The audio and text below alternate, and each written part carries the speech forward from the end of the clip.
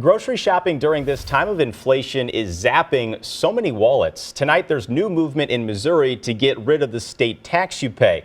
This is a story really everybody can relate to. We all could use a bit of relief. News 4's Jenna Ray is following the new developments tonight on tackling that tax. Jenna. Anytime you walk out of a grocery store, you likely come out with one of these. But have you ever taken a closer look? There's actually a 1% tax that's added on to all of your grocery purchases. It's something one local lawmaker is pitching to toss, and it's gaining momentum. I go to the grocery store probably 3 times a week. Schnucks shopper Nicole Mellon says, take the tax away. I would appreciate it. I have 2 growing boys, and groceries keep getting more expensive. She says with inflation and rising prices, any break would help. A break. That's what Jefferson County Representative Mary Elizabeth Coleman says her goal is with House Bill 1992. All the prices are going up everywhere, and I was checking my receipt and I saw that we still had a tax for groceries, and it piqued my interest. The Arnold lawmaker wants that 1% grocery tax gone. Currently, it helps fund public schools. It's about a $80 to $140 million reduction that we'll see in the state's budgets.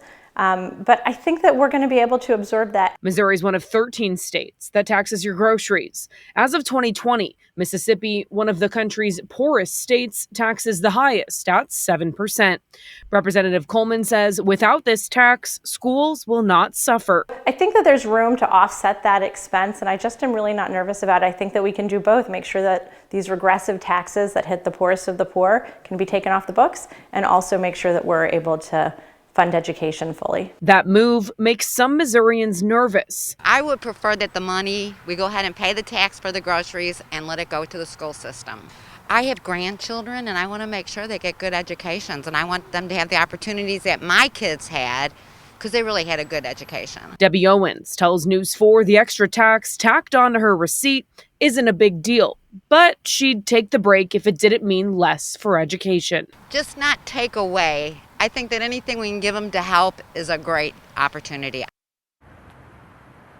Right now, the bill is still working its way through committee in Jefferson City. But if lawmakers pass this bill this spring, it will go into effect coming January 1, 2023. We're live in St. Louis tonight. Jenna Ray, News 4.